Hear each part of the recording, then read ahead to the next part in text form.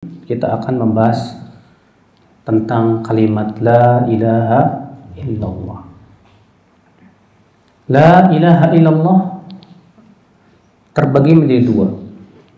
Yang pertama ucapan la ilaha yang disebut nafi, meniadakan. Artinya meniadakan bahwa tidak ada ilah yang berhak, dimana memang di dunia ini kita lihat adanya sembahan-sembahan selain Allah. Ada yang menyembah matahari, ada yang menyembah nabi, ada yang menyembah patung, ada yang menyembah, tapi itu semua tidak berhak untuk disembah. Kalimat yang kedua ucapan illallah, ini disebut dengan isbat. Apa itu? Menetapkan bahwasannya yang berhak disembah hanyalah Allah saja.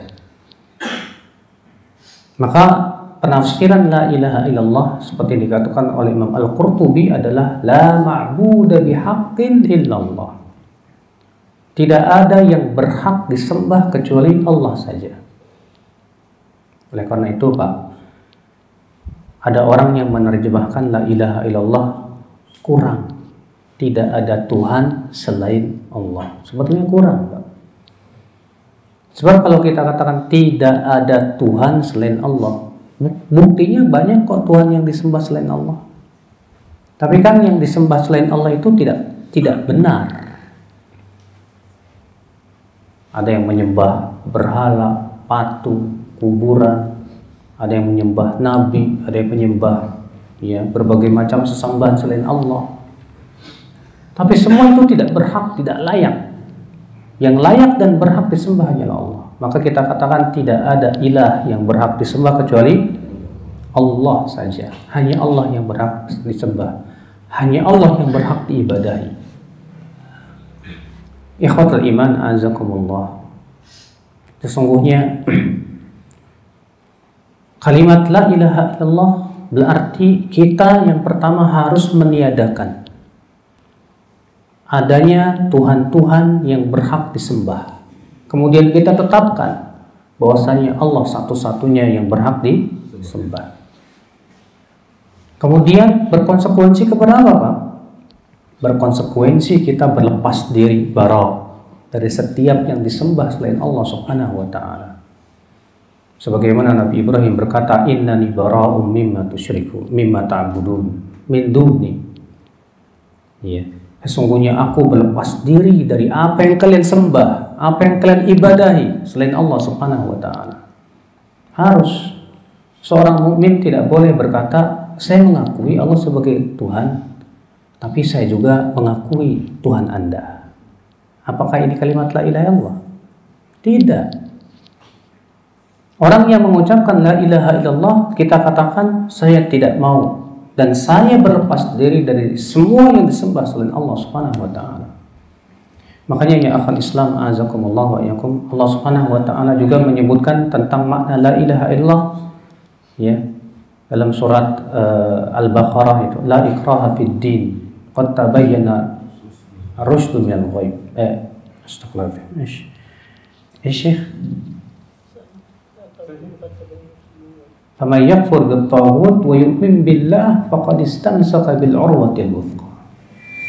Allah mengatakan faman yakfur bit-taghut wa yu'min billah, siapa yang kafir kepada taghut dan beriman kepada Allah, maka sungguh ia telah berpegang kepada al-urwa al-wuthqa, tali yang kuat. Ini tafsir daripada la ilaha illallah. Orang yang mengucapkan la ilaha illallah tapi dia tidak mengingkari sesuatu yang disembah selain Allah, dia belum mengucapkan la ilaha illallah. Dia belum merealisasikan la ilaha illallah. Maka konsekuensi la ilaha illallah, faman yakfur bit-taghut, dia harus ya akhwal Islam kufur kepada setiap yang disembah selain Allah. Wa yu'min billah, dan dia hanya beriman kepada Allah Subhanahu wa taala saja. Ini kalimat la ilaha illallah. Ikhwatul Islam azakumullah wa iyyakum. Maka akhi, kalau ada orang yang mengatakan semua agama sama, yang satu menyembah ini, yang satu menyembah itu, kok tujuannya satu kok. mau masuk surga, kita katakan akhwat Islam, ini sama saja kita tidak kufur, kita tidak berlepas diri dari sesembahan selain Allah Subhanahu wa taala.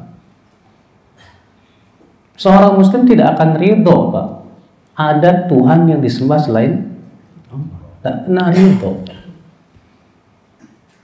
Seorang muslim ya akhwat Islam azakumullah, hatinya pasti mengingkari kalau ada yang menyembah selain Allah Subhanahu wa taala. Maka dari itulah ya akhi, ini adalah ya hakikat daripada kalimat la ilaha illallah. Namun kata para ulama, la ilaha illallah ada 7 syarat. Ada 7 syarat yang harus dipenuhi dari ucapan la ilaha illallah. Ya, dihafalkan baik-baik ya 7 syarat ini. Karena ini sangat penting sekali ya. Apa itu 7 syarat la ilaha illallah? 7 syarat la ilaha illallah, yang pertama al-ilm, al-munafil al-jahl, berilmu tentang la ilaha illallah, berilmu tentang apa yang diinginkan oleh kalimat la ilaha illallah, harus berilmu, Pak. Yang kedua, Pak, al-yaqin, yakin ya dengan apa yang ditunjukkan oleh kalimat la ilaha illallah. Wajib dia yakin bahwasanya tidak ada yang berhak disembah kecuali Allah Subhanahu wa taala saja. Mungkin tidak, Pak, muncul yakin tanpa ilmu? Mungkin tidak muncul yakin tanpa ilmu? Gak mungkin.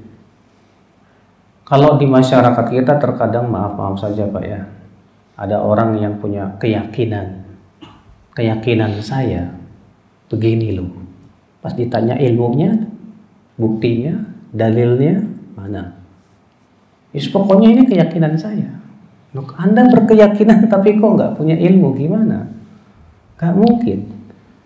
Keyakinan tidak akan pernah tumbuh kecuali dengan apa? Ilmu. Anda yakin ada Mekah? Anda yakin ada Jakarta, ada ini karena saya punya ilmu. Saya yakin karena saya tahu. Kalau saya nggak tahu, saya nggak yakin lah. Maka ya akhwat Islam, siapa yang ilmunya semakin kuat dan dalam, maka yakinnya semakin apa? Kuat dan dalam.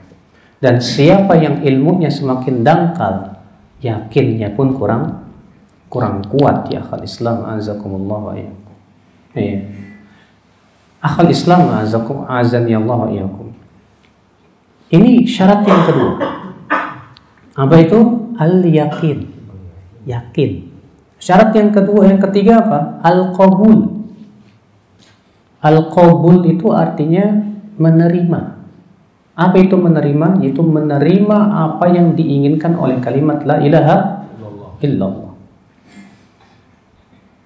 Baiklah, saya mau mengucapkan la ilaha illallah, tapi saya tidak mau menerima yang diinginkan oleh kalimat la ilaha illallah. Kira-kira ini orang diterima nggak, Pak?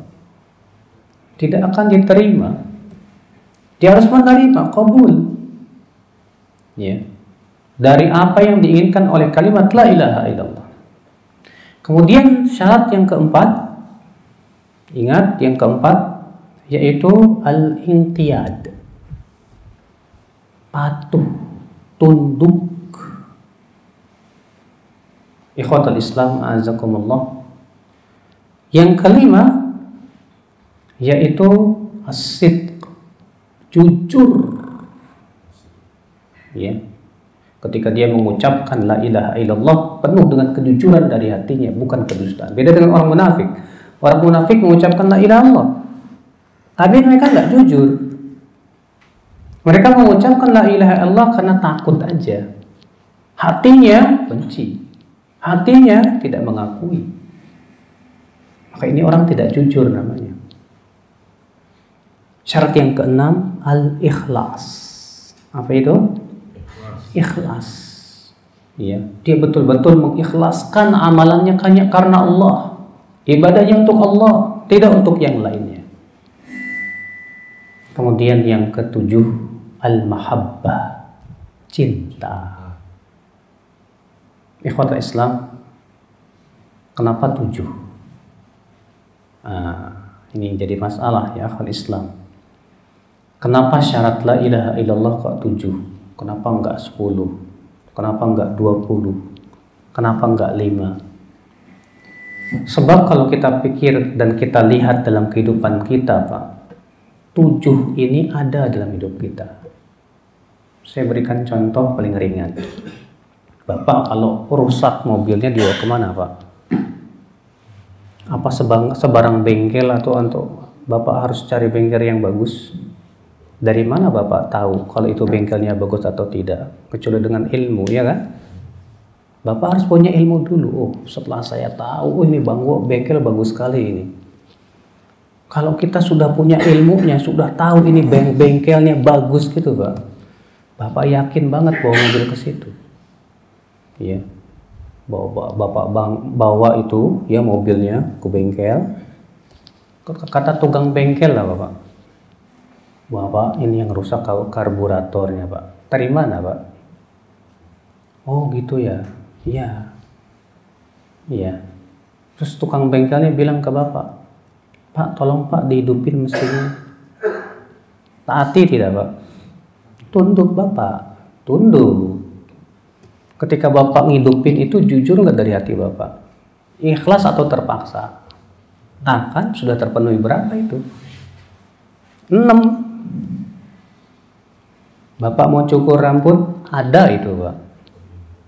Berilmu dulu tukang cukur yang paling bagus mana? Oh yang ini nih. Wah Masya Allah bagus ini.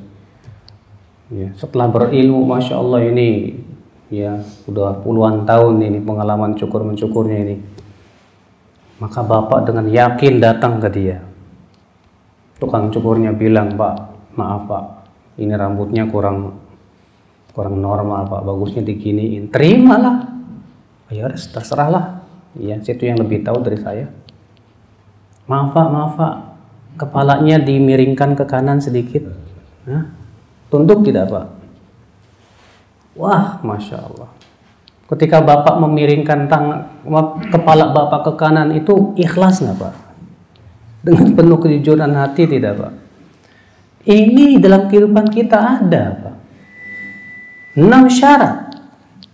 Setelah Bapak dicukur bagus, hasilnya ajib, Masya Allah. Maka Bapak besok saya mau kesini lagi lah. Tunggu rasa cinta. Maka la ilaha illallah lebih berhak lagi ya. Kita harus berilmu tentang Allah. Siapa Allah? Berarti kita harus betul-betul mengenal siapa Allah. Makanya Al-Quran, ya, dalam ayat-ayat Al-Quran berapa banyak ayat-ayat Allah memperkenalkan dirinya kepada kita. Baca ayat kursi. Allah berfirman, Allahu la ilaha illa huwal hayyul qayyum la ta'khudhuhu sinatun wa la nawm lahu ma fis samawati wa ma fil ard man dhal ladzi yashfa'u 'indahu illa bi idnihi ya'lamu ma baina aydihim wa ma khalfahum wa la yuhituna bi syai'in min 'ilmihi illa bima syaa wasi'a kursiyyuhu samawati wal ard. Ya. Allahu la ilaha illa huwal hayyul qayyum. Allah yang tidak ada ilah yang berhak disembah kecuali Dia. Al-Hayy yang maha hidup. Al-Qayyum yang mengurus semua ini, ya, langit dan bumi sendirian. La ta'khudhu sinatu wa la naum. Allah tidak ditimpa rasa kantuk dan tidak pula ditimpa rasa tidur. Lahu ma fis samawati wa ma fil ard. Milik Allah semua yang ada di langit dan di bumi. Semua ini milik Allah. Makanya ya akhwat Islam, lihat Allah memperkenalkan dalam Al-Quran dalam ayat yang sangat banyak sekali. Allah mematahkan hujah-hujah orang-orang ateis dalam Al-Quran dengan hujah yang sangat kuat sekali. Ya. Ada seorang sahabat, seingat saya namanya Jubair bin Mut'im. Ya. Beliau mengatakan ketika Allah turunkan ayat am khuliqu min ghairi syai'in am humul khaliqun, apakah mereka diciptakan dengan tanpa sesuatu atau mereka yang menciptakan dirinya sendiri? Apa kata Jubair bin Mut'im? Kada qalbi an yatir. Hampir-hampir jantungku terbang mendengar ayat ini. Kenapa? Ini ayat hujahnya kuat sekali, Pak. Apakah mereka diciptakan dengan tanpa sesuatu, artinya jadi dengan sendirinya? Ataukah mereka yang menciptakan dirinya sendiri? Gak mungkin dua-duanya. Berarti kemungkinannya hanya ketiga. Apa? Bahwa mereka diciptakan. Lantas siapa yang menciptakannya? Allah. Apa konsekuensi kalau kita mengetahui bahwa pencipta kita Allah? Berarti konsekuensi kita adalah untuk menyembah pencipta kita saja. Makanya Allah mengatakan, ya ayuhan nas u'budu rabbakum alladhi khalaqakum walladzina min qablikum la'allakum tattaqun. Wahai manusia, beribadahlah kepada Rabbmu yang telah menciptakan kamu. Kamu yakin Allah yang menciptakan kamu? Yakin. Maka kewajiban kamu itu beribadah kepada pencipta kamu. Adapun yang kamu sembah selain Allah itu tidak bisa menciptakan. Ada yang bisa menyebutkan, Pak, ciptaannya matahari?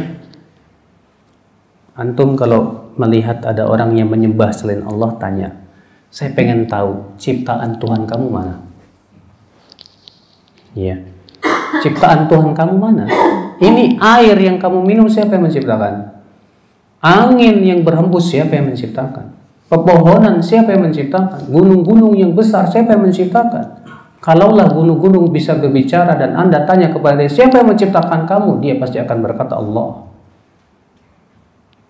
Makanya Allah mengatakan, hada khalqullah fa'aruni madza khalaqal ladzina min duni. Inilah ciptaan Allah. Perlihatkan kepadaku apa yang diciptakan oleh Tuhan-Tuhan yang disembah selain Allah Subhanahu wa ta'ala itu. Akhul Islam, berilmu. Kalau kita baca Al-Quran, Pak, Masya Allah, hujah Al-Quran untuk menetapkan bahwasanya yang berhak disembah hanya Allah. Itu kuat sekali, Pak. Iya. Kalau kita gunakan akal pikiran kita, Pak, berpikir tentang siapa pencipta langit dan bumi ini, kita akan yakin penciptanya hanya satu, tidak mungkin banyak. Jangan jauh-jauh loh, Pak. Manusia ini ngelihat giginya aja sama semua. Dari susunannya, nggak mungkin penciptanya beda-beda, Pak. Ada nggak sih manusia yang susunan giginya beda, taringnya di tengah, gigi serinya di pinggir? Tidak ada, Pak. Ngelihat giginya aja semua sama. Orang Afrika, orang Indonesia, orang Arab, nggak mungkin itu, Pak. Tuhannya banyak, pencipta manusia banyak, nggak mungkin. Makanannya satu, airnya satu dari bumi. Ya akhal Islam, azakumullah. Maka dari itu, ya akhi, ini yang pertama kita harus berilmu tentang Allah. Harus, Pak. Ilmu tentang Allah itu asyraful ulum. Ilmu yang paling mulia. Tidak ada ilmu yang lebih mulia kecuali tentang ilmu tentang Allah. Setiap kita wajib belajar tentang siapa Allah Subhanahu wa ta'ala. Karena ma'rifatullah, mengenal Allah itu, Pak, lebih kita butuhkan daripada makanan dan minuman. Kita ya lebih butuh kepada mengenal Allah daripada kepada makanan dan minuman. Kalau kita nggak makan, nggak minum, mati badannya. Tapi kalau kita tidak mengenal Allah, mati hatinya. Sedangkan kehidupan hati lebih agung daripada kehidupan apa? Badan, akal Islam. Nah, iya. Maka dari itu sudah sejauh mana pengenalan kita kepada Allah? Mengenal melalui nama-namanya, mengenal melalui apa? Sifat-sifatnya. Demikian pula mengenal melalui ayat-ayatnya kauniyah. Ya. Allah menyuruh tidak dalam Al-Quran, Pak, untuk merenungi tentang ciptaan-ciptaannya. Diperintahkan oleh Allah. Allah berfirman, inna fi khalqis samawati wal ardi wa ikhtilafil laili wan nahari la ayatin liulil albab. Sesungguhnya dalam penciptaan langit dan bumi dan pergantian siang dan malam terdapat tanda-tanda kebesaran bagi orang yang mau berfikir. Siapa dia? Alladzina yadhkuruna Allah qiyaman wa qu'udan wa 'ala junubihim wa yatafakkaruna fi khalqis samawati wal ardh. Itu orang-orang yang senantiasa mengingat Allah ketika berdiri, ketika duduk, ketika berbaring, dan mereka memikirkan tentang penciptaan alam semesta ini. Hasilnya apa? Hasilnya dia berkata, Rabbana ma khalaqta hadza batila. Wahai Rabb kami, tidaklah engkau ciptakan semua ini sia-sia. Subhanak, maha suci engkau ya Allah. Faqina adzaban nar, maka peliharalah kami dari azab api neraka. Ini yang diinginkan. Maka ikhwatal Islam a'azzakumullah, kewajiban kita ya akhi, ini yang pertama, mengenal Allah, kenali Allah, kenali Allah. Gali tentang Allah, siapa Allah subhanahu wa ta'ala. Jangan hanya sebatas tahunya Allah pencipta langit dan bumi, udah selesai. Kalau kita Pak hanya sebatas kenal Allah yang menciptakan langit bumi, Allah yang ngasih rezeki, maaf, orang-orang musyrikin Quraisy terdahulu pun juga mengaku itu.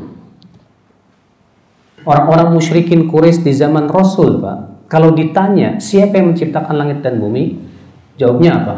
Allah. Allah berfirman, wala in sa'altahum man khalaqas samawati wal ard la yaqulunna Allah.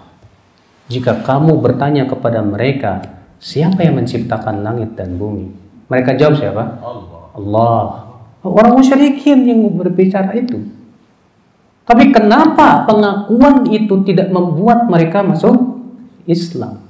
Padahal mereka mengakui Allah yang menciptakan langit dan bumi, Allah yang memberikan rezeki, Allah yang memberikan segalanya.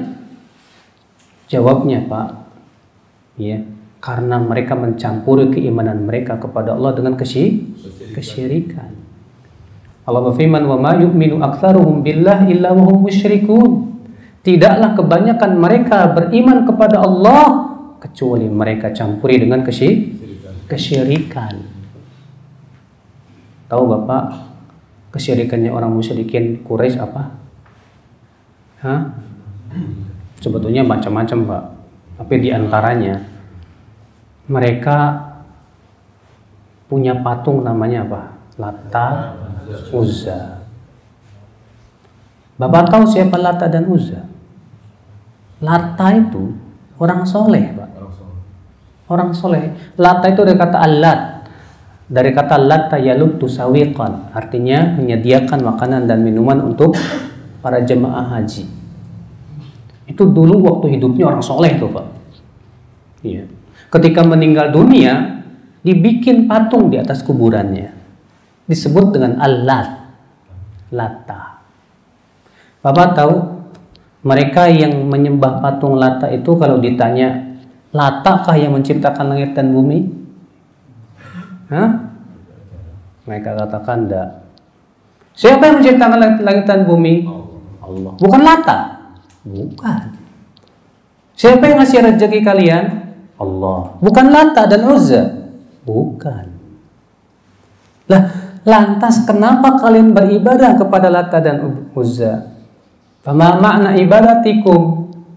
Lantas apa makna ibadah kalian terhadap Lata dan Uzza? Allah mengatakan dalam surat Az-Zumar ayat 3, "Walladzina ittakhadhu min duni awliya ma na'buduhum illa liyuqarribuna ilallahi zulfa." Rupanya ini, Pak. Dan orang-orang yang mengambil tandingan-tandingan selain Allah itu berkata, "Oh, kami tidak beribadah kepada mereka kecuali agar mereka mendekatkan diri kami kepada Allah sedekat-dekatnya." Ini rupanya peribadahannya orang-orang musyrikin terhadap Lata dan Uzza itu, Pak. Mereka mengatakan mereka bukan pencipta langit dan bumi, mereka bukan pemberi rezeki, akan tetapi kami berharap supaya orang soleh ini memberikan syafaat di sisi Allah kepada kami. Rupanya Pak, kesyirikannya adalah mereka minta syafaat kepada mayat. Mereka mengharapkan syafaat. Mereka menjadikan mayat-mayat yang sudah meninggal ini sebagai perantara, ya, wasilah. Ikhwatul Islam, disinilah kita memahaminya. Makanya Allah mengatakan tegas apa? Qul lillahi syafa'atu jami'a. Katakan syafaat hanya milik Allah. Syafaat bukan milik orang soleh. Syafaat tidak milik siapapun. Rasulullah pun tidak bisa memberikan syafaat kecuali dengan izin Allah Subhanahu wa taala. Karena syafaat itu, Pak, akan Allah berikan dengan dua syarat. Syaratnya ridha. Yang kedua izin. Allah berfirman, "Wa kam min malakin fis samawati la tughni syafa'atuhum syai'an illa min ba'di ay ya'dana Allahu liman yasha'u yarda." Berapa banyak malaikat yang ada di langit, tidak bermanfaat syafaat mereka sedikit pun juga, kecuali setelah Allah berikan izin dan ridho. Maka dari itulah ya akhal Islam, lihat, perhatikan ini. Sebatas kita mengenal Allah pencipta kita saja tidak cukup. Kalau kita sudah yakin Allah pencipta kita, berarti seharusnya kita konsekuensinya apa? Hanya beribadah kepada siapa? Allah.